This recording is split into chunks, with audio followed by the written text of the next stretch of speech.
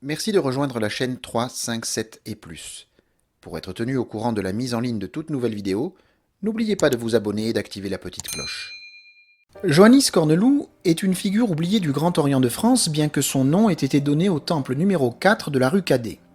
Pourtant, il fut un témoin privilégié de la vie maçonnique du XXe siècle avec ses 70 ans d'appartenance maçonnique active, et même 80 si on devait compter son adoption à l'âge de 10 ans par la loge de son père. Cet ingénieur des arts et métiers a travaillé successivement à Saint-Chamond, à l'établissement d'aviation militaire de Vincennes, à Bakou, qui était à l'époque une ville russe, en Turquie, puis à nouveau en France au sein de plusieurs entreprises métallurgiques. Corneloup, de par sa formation scientifique, était d'un esprit curieux et inventif. Il déposa ainsi divers brevets à partir de 1911 pour des inventions dans le domaine de l'aéronautique naissante qui le passionnait, puis dans le domaine de l'industrie métallurgique. Mais la grande affaire de sa vie fut incontestablement la franc-maçonnerie auquel il donna beaucoup de son temps et de son énergie. Comme cela a été dit, Joannis Corneloup a été adopté à l'âge de 10 ans par la loge de son père en 1898. L'adoption est une mesure très rare en France, puisqu'elle est une cérémonie au cours de laquelle la loge s'engage à prêter une assistance morale et matérielle à l'enfant reçu et à lui donner un commencement d'éducation maçonnique dans l'espoir qu'il ait le désir, un jour, de rejoindre la franc-maçonnerie. Cette protection symbolique n'a évidemment pas pour but de substituer la loge aux parents qui conservent la plénitude de leur autorité sur l'enfant. Souvent, elle est pratiquée lorsque l'enfant a perdu l'un de ses parents francs-maçons. La loge alors lui signifie qu'elle sera toujours là en cas de besoin. L'adoption de Joannis Corneloup lui a donc permis d'être initié au mystère maçonnique le 10 décembre 1908 à l'âge de 20 ans, donc un an avant la majorité légale qui était à l'époque fixée à 21 ans. Il est devenu membre de la respectable loge Les Étudiants à l'Orient de Paris, du Grand Orient de France. On ne peut pas dire que Joannis Corneloup ait fait preuve d'une assiduité particulière les premières années, qu'il consacra à ses études, puis à ses premiers emplois qui le conduisirent à voyager en France, puis à l'étranger.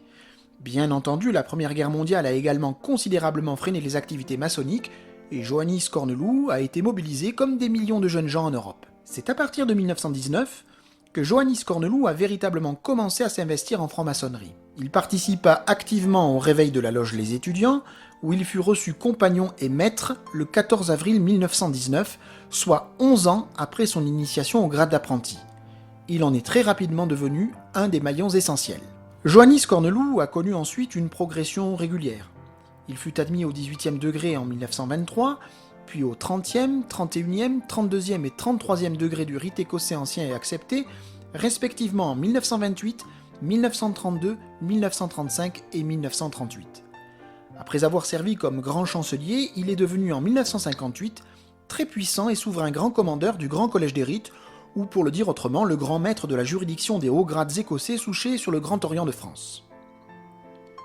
Contrairement à ce qu'on pourrait croire, Joannis Corneloup n'a jamais assumé de responsabilités administratives au niveau du Grand Orient de France.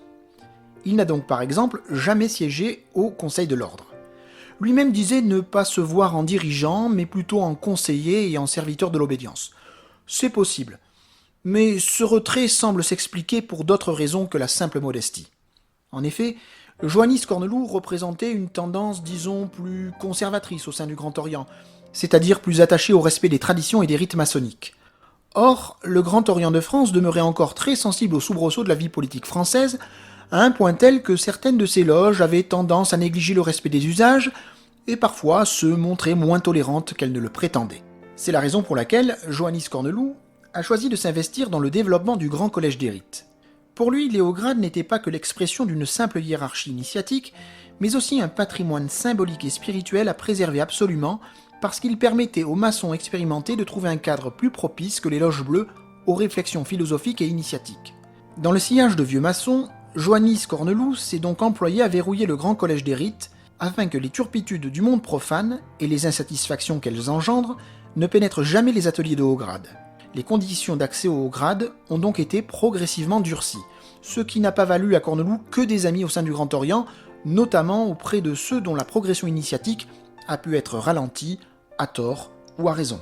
Joannis Corneloup était également un ami d'Oswald Wirth, dont on a vu dans une vidéo qui lui a été consacrée qu'il n'était pas spécialement bien vu de nombre de frères du Grand Orient de France qui lui reprochaient ses amitiés dans le milieu occultiste parisien. Dans les années 1930, Joannis Corneloup collaborait ainsi régulièrement à la revue d'Oswald Wirth, Le Symbolisme, sous le pseudonyme de JCK. Après la mort de Wirth, Joannis Corneloup reprit la direction de la revue en compagnie de Marius Lepage. Enfin, Joannis Corneloup travailla beaucoup au rapprochement des obédiences maçonniques françaises. Le régime vichiste, pendant la Seconde Guerre mondiale, avait durement éprouvé la franc-maçonnerie française, qui fut interdite de 1940 à 1944, et les francs-maçons pourchassés et mis au banc de la société. Joannis Corneloup avait souhaité que cette épreuve puisse amener les maçons français à constituer un ordre maçonnique de France, sorte de confédération maçonnique regroupant toutes les obédiences françaises dans le respect de leurs spécificités. Il n'eut pas gain de cause. La Grande Loge de France y opposa une fin de non-recevoir, voyant une opération hégémonique du Grand Orient. La Grande Loge indépendante et régulière, seule reconnue par la Grande Loge unie d'Angleterre, y opposa le respect scrupuleux des landmarks. Il faut bien reconnaître aussi que Joannis Corneloup ne pensait nullement y associer le droit humain, car celui-ci était déjà un ordre maçonnique international mixte, divisé en fédérations nationales. La maçonnerie féminine, elle, commençait à se structurer. Quant au Grand Orient de France, il ne soutint pas les initiatives de Joannis Corneloup, qui, dans le but de ce rapprochement, préconisait entre autres le rétablissement du symbole du grand architecte de l'univers au niveau obédientiel. Il est probable que les prises de position universalistes de Joannis Corneloup aient pu agacer nombre de dignitaires et que le Conseil de l'Ordre ait perçu ces initiatives comme une immixtion maladroite du Grand Collège des Rites dans les prérogatives du Grand Orient de France, ou comme une atteinte aux équilibres fragiles du paysage maçonnique français. Pourtant, ce serait faire un procès injuste à Joannis Corneloup. Celui-ci a en effet précisé sa pensée et ses intentions dans divers essais publiés dans les années 60 et 70 que les francs-maçons d'aujourd'hui seraient sans doute avisés de redécouvrir.